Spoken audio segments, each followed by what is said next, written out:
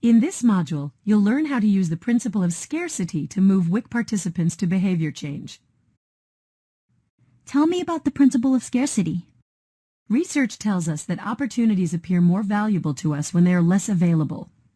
Oh, like a limited time offer from a store seems more valuable because it won't always be available. Yes, or when they limit a deal to the first 100 customers or create a limited edition product. Scarcity must be a very common technique for selling.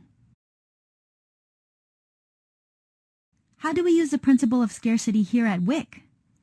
We can use a technique called framing the loss. We share with people what they will miss if they don't take action, rather than just telling them the benefits of taking action. Do you have an example? How about using scarcity to position an appointment with the RD?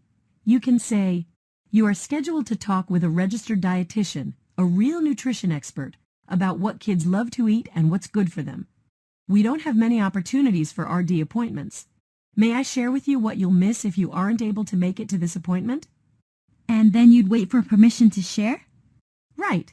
You could then say, you'll miss the opportunity to feel secure about what you are feeding your child.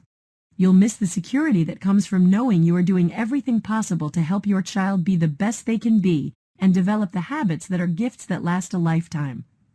Ah, now I see. Participants are often reluctant to visit the RD since they feel like they did something wrong. This makes meeting the RD feel like something they want to do as a benefit instead of something they have to do. One important note with framing the loss is that it's best to focus on the emotions, not just the logic alone or what they'll learn. Think about how missing the opportunity will make them feel, not just what they think or know. Let's watch an example of someone scheduling an RD appointment for a participant.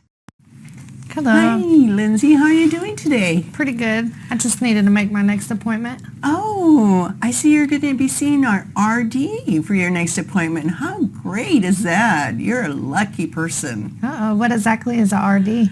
Registered dietitian.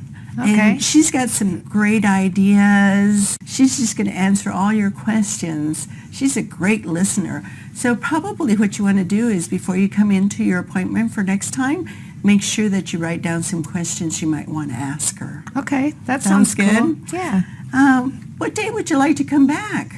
Any days except Wednesdays? Oh, she's only here a couple of days out of the week, so how does Friday look?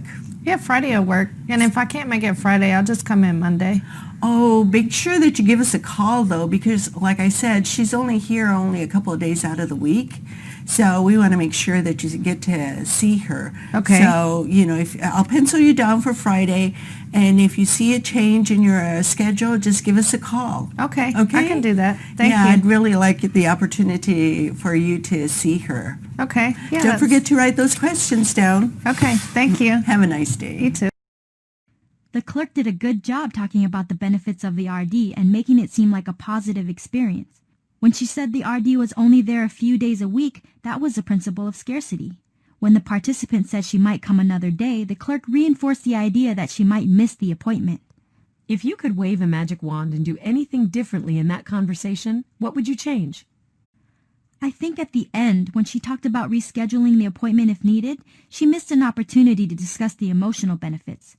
She could have added just one more sentence like, I'd hate for you to miss the opportunity to have an amazing conversation with a real expert on child feeding practices.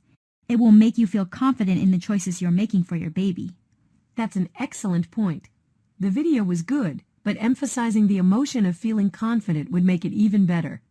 Now I have a couple of different ideas on how to use scarcity and frame the loss for an RD appointment. You're doing an amazing job. Using the principle of scarcity can make our services seem more valuable to participants. That means they're more likely to be open to change, appreciate our services, and return for their appointments.